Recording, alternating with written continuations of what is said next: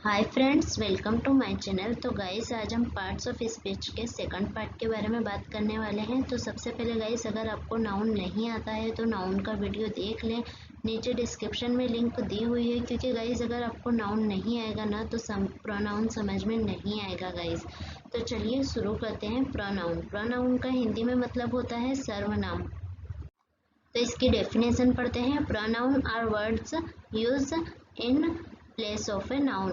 तो guys, pronoun का इस्तेमाल हम नाउन की जगह पर करते हैं। जैसे कि गाइस, एक ऐसा शब्द जिसमें हमको नाउन की ज़रूरत नहीं होती है। तो नाउन क्या है गाइस? नाम है कोई भी व्यक्ति का, जगह का या जानवर का। तो जब हमको किसी नाउन को यूज़ करने की ज़रूरत नहीं होती है तब हम एक ऐसा वर्ड यूज़ करेंगे जिसे प्रोनाउन कहा जाएगा। क्यों ज़रूरत नहीं पड़ती है? क्योंकि गाइस, उसका नाम पहले ही बता चुके हैं। एग्जाम्पल के तौर पे हम इसे और अच्छे से समझेंगे। तो गाइस, सबसे पहले एग्जाम्पल है Sana is absent because Sana is ill.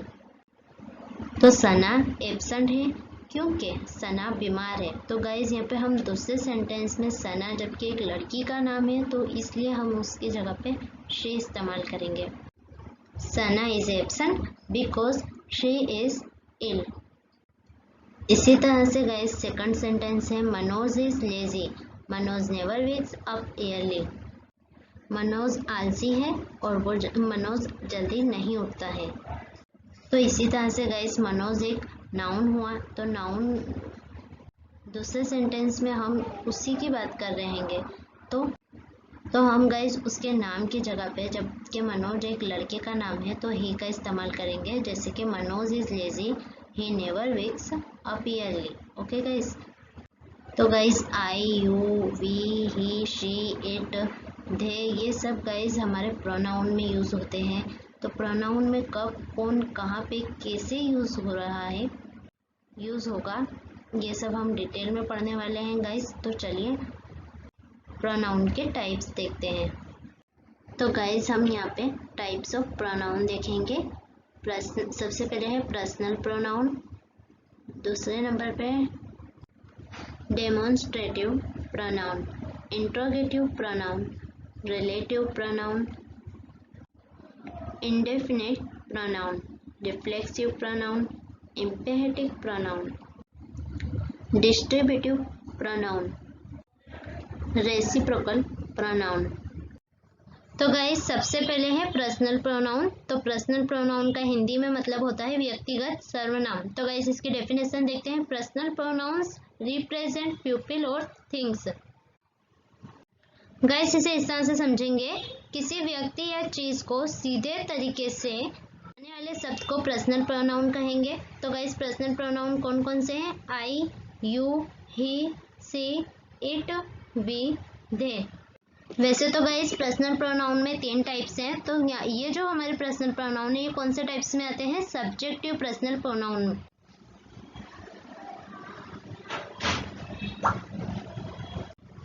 तो गाइस, सब्जेक्टिव पर्सनल प्रोनाउन क्या है? तो सब्जेक्टिव पर्सनल प्रोनाउन का मतलब है कि जब हम किसी सेंटेंस में एक प्रोनाउन को guys as a subject use करते हैं तो उसे सब्जेक्टिव पर्सनल प्रोनाउन कहते हैं। इसके एग्जांपल देख लेते हैं।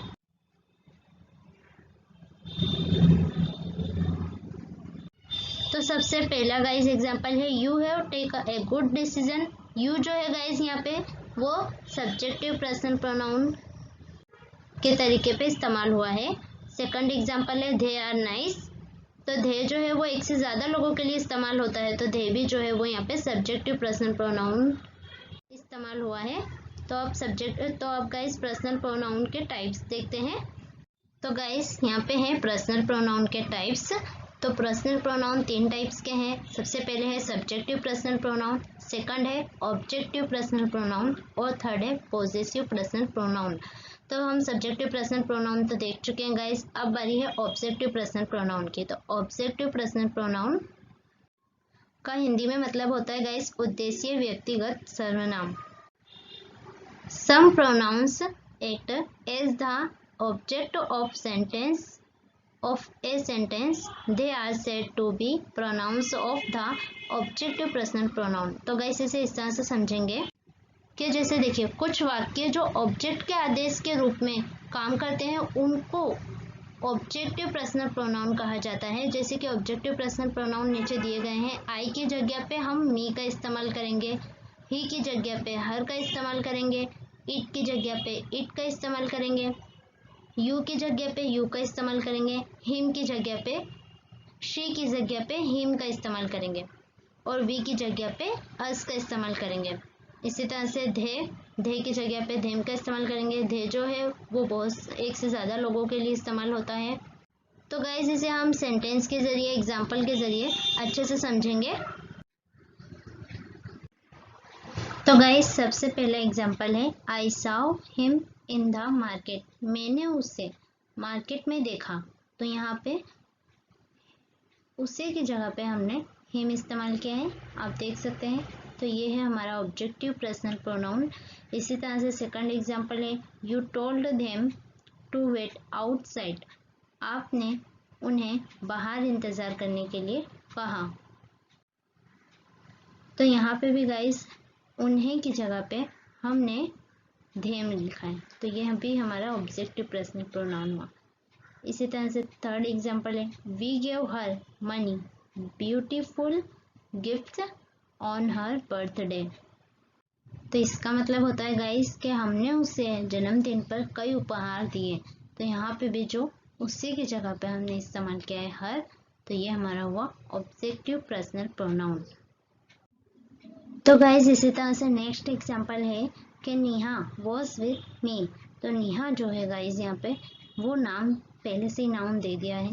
तो और विथ मी, तो मी मतलब मेरा नाम सना है। तो सना एक लड़की का नाम है, इसलिए हम यहाँ पे मी इस्तेमाल करेंगे। ओके, तो ये हुए हमारे ऑब्जेक्टिव पर्सनल प्रोनाउन। और अगर आपको गाइस कोई भी सवाल है तो आप मुझसे पूछ सकते हैं कमेंट बॉक्स में। तो गाइस अब थर्ड नंबर पे है पॉजेसिव पर्सनल प्रोनाउन, यानी स्वामित्व वाले व्यक्तिगत सर्वनाम। आसान भाषा में बोले तो अधिकार सर्वनाम। तो इसकी डेफिनेशन देख लेते हैं। Some pronouns show possession, they are said to be pronouns of the possessive personal pronoun.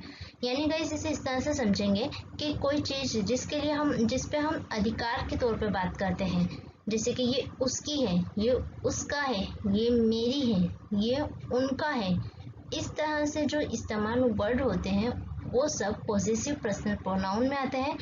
तो पॉजेसिव पर्सनल प्रोनाउन कौन कौन से हैं चलिए देख लेते हैं। सबसे पहले है आई यानी मैं। तो इसके पॉजेसिव पर्सनल प्रोनाउन है माय, माइन। सेकंड पे है यू, इसका पॉजेसिव प्रोनाउन है योर, योर्स।